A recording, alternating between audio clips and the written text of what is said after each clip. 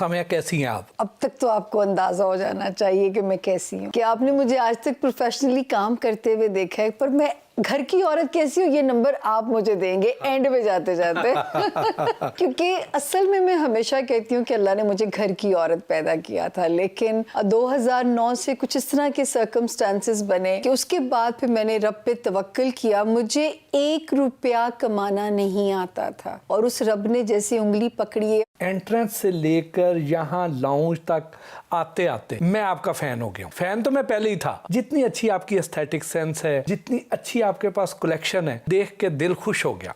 अरे अल्लाह आपको जज़ा दे, आप हमेशा ज़र्फ वाले हैं। समय क्या वजह है कि लोग आपकी पेशगोइयों से ज्यादा आपको टीवी पर देखने के ख्वाहिशमंद होते हैं? मुझे याद है कि 2016 में मेरी निकाह एक हुआ और जो है अनफॉर्चुनेटली वो 2 महीने के बाद हम हज पे ही थे तो वहाँ उनकी डेथ हो गई थी। अल्लाह की बहुत शुक्रगुजार होती हूँ कि एक औरत जो तस्वीर भी ना खिंचवाना चाहती हो, जो मुझे आज भी याद है जब पहली बार कैमरा फेस किया था तो मुझे पसीने आ गए थे और मैंने घबरा के कहा प्लीज इसे बंद कर दें। तो लेकिन अल्लाह का स्क्रिप्ट कुछ और होता है। कुछ लोगों का तो ये भी ख्याल है कि आप जिस टीवी प्रोग्राम में जाती हैं एंकर पर्सन से ज्यादा आपकी स्टाइलिंग सेंस को ज्यादा सराहा जाता है। ये कॉम्प्लीमेंट आपको कैसा लगता है? ये कॉम्प्लीमेंट मुझे तो देखिए क्यों बुरा लगेगा, लेकिन मैं नाम नहीं लेना चाहूंगी। बास जगह मैंने इतनी तकलीफ काटी है होस्ट के रवैये से। मतलब बाकायदा एक टीवी पे मैं काम करी तो जब मैं जरा बेहतर ड्रेसअप होती हूँ तो होस्ट साफ लगता है कि वो रिवेंजियस हो जाती है या जान जान के तजलील करने की कोशिश करेगी बातों बातों में।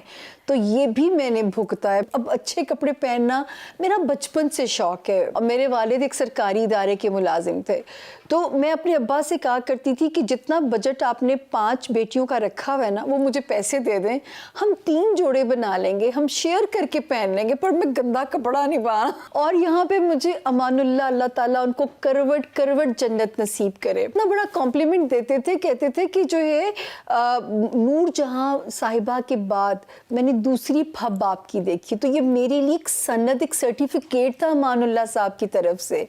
ऐसा तो नहीं कि इसी जेलसी में किसी एंकर ने आपको अपने शो में बुलाना ही छोड़ दिया? ये एक शो था, बाकायदा होस्ट ने प्लानिंग की कि यहाँ पे हम इनको रिमूव कर देंगे और एक और खातून को हम इन कर देंगे, लेकिन जब उनके इदारे ने सारा वो रेटिंग का चार्ट निकाला तो उन्होंने कहा रेटिंग तो सिर्फ 2 दिन आती है जिस दिन सामिया खान आती हैं। लेकिन बाद में उन दोनों लोगों ने मेरे खिलाफ अलायंस बना लिया और कभी मुझे फूफी लिख रहे हैं। अभी मैं अपनी एज को ग्रेसफुली ऑन करती हूँ, आप मुझे फूफी कह के मेरा मोराल डाउन नहीं कर सकते। मुझे कॉम्प्लेक्स बिल्कुल नहीं है कि मुझे चुन्नी काकी दिखना है। बड़ा कुछ बर्दाश्त किया है जिस मीडिया की दुनिया में। आप इस्लामाबाद में पैदा हुई, वहीं पली बड़ी।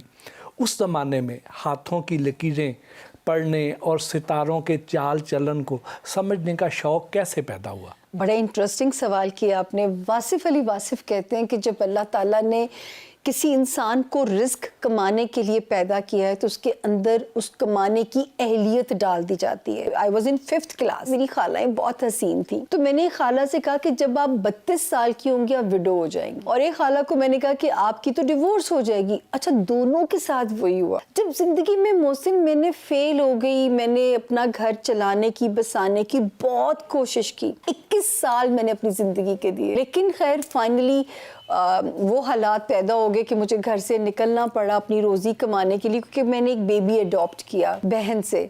आज माशाल्लाह वो हाफिज़ कुरान है और बहुत सारे जब ये आती हैं रमज़ान ट्रांसमिशंस तो जाता है तिलावत करने। 12 साल का है, 13 साल का है, तो मेरा ड्रीम था कि वो कुरान हिफ्ज़ करे। तो जब मैंने मोहम्मद को अडॉप्ट किया तो उसके बाद जो था ना, मुझे लगा कि मुझे इस बच्चे के लिए खुद ही मेहनत करनी है, मुझे इस बच्चे के लिए कमाना है। आपकी सबसे पहली सियासी पेशगोई कौन सी थी? 1998 के एंड से मैंने काम शुरू किया। तो मैं जब पढ़ना शुरू हुई तो 1999 11 अगस्त को एक बहुत बड़ा ग्रहण लगना था जिससे कराची में मुकम्मल अंधेरा हो गया था।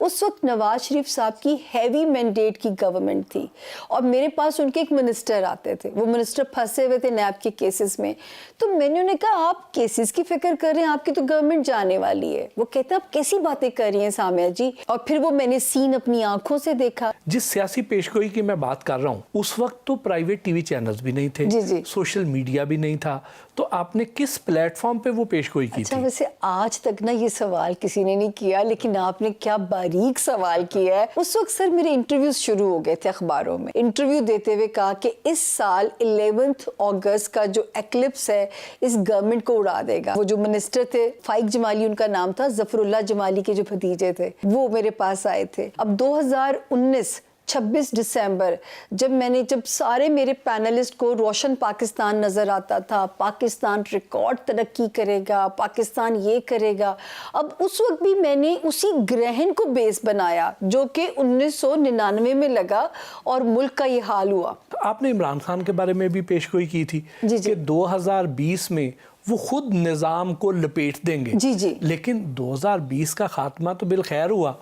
इमरान खान साहब के बारे में मैं हमेशा कहती थी कि ये किंग मेकर बने, किंग ना बने। 21 में भी वो सूरत हाल थी और वही सूरत हाल 2022 के अंदर भी है, कंटिन्यूटी चल रहे हैं। तो मैं अभी भी कहूंगी कि मुझे तो इस मुल्क में एक नए निज़ाम की खबर सितारा देता है। मैं गलत भी हो सकती हूँ, लेकिन ये एक दिन बताएंगे। 3 बारी ऐसा वक्त आया होगा जब खान साहब या तो खुद फैसले की पोजीशन में आ गए होंगे कि सब कुछ क्विट कर दें। कब्र के अंदर का हाल मुर्दा जानता है, वो मैं नहीं बता सकती, वो खान साहब उसी दिन बताएंगे जिस दिन कोई किताब लिखेंगे। सितारों का पोशीदा इल्म कोई जर्नलिस्ट नहीं बता सकता। जी जी। इसी तरह जो सियासी तबसरे हैं, ये एक एस्ट्रोलॉजर के बस की बात नहीं है, लेकिन आप अपनी सियासी पेशगोइयों की वजह से मीडिया में खासी मकबूल हैं। अच्छा, मैं उसमें ना तज्जिया नहीं डालती, तो सर मैं तो लॉजिक की बात करती हूँ, दलील की बात करती हूँ। अगर जितनी पेशगोइयाँ मैं अभी भी दे रही हूँ तो मैं दलील की उसके बेस के ऊपर ही दे रही हूँ। हाँ, वो गलत भी हो सकती है। मैंने पहले ही कहती हूँ कि 70 to 75% ये गाइडलाइन है। मेरी बहुत सारी फेमस प्रेडिक्शंस हैं। अब मेरा दिल चाहता है कि मैं रिटायर हूँ तो मैं किताब लिखूँ, लेकिन रब की दी हुई इज्जत है, वही उसको कायम रख सकते हैं। सितारों की चाल देखकर सियासी पेशगोइयां करने के लिए करंट अफेयर से अपडेटेड रहना कितना ज़रूरी समझती हैं? मैं यहाँ ये कहना चाहूँगी सर कि मेरे घर में न्यूज़ चैनल्स बंद हैं। मैं कोई तज्जिए नहीं सुनती, बखुदा मैं वो बर्दाश्त ही नहीं मेरा दिल कर पाता। मेरा तज्जियों के साथ कोई ताल्लुक नहीं है, प्रॉमिस बाय गॉड। जब आप सितारों की चाल देखकर सियासी पेशगोइयां करती हैं, क्या वो सुनकर सियासतदान आपसे नाराज हो जाते होंगे? अच्छा, वैसे ये मुझे डर रहता था। देखिए, मुशर्रफ साहब का दौर गुजरा, जरदारी साहब एक अपने अंदर एक अलग डिक्टेटर थे, नवाज शरीफ साहब। मेरा ख्याल है सर, अगर आप हक के रास्ते पे चल रहे हैं ना, मेरी भी इन्वेस्टिगेशन हुई होगी कि मेरे पास कोई चिड़िया नहीं है, मेरे पास कोई मुखबर नहीं है, डायरेक्शन ही बता सकती हूँ ना। अब जैसे इस साल अब नवाज शरीफ साहब की सरसती ख़त्म हुई है, तो अब हम उनको कह सकते हैं कि अगर आप वापसी का रिस्क लेना चाहते हैं तो ले लीजिए।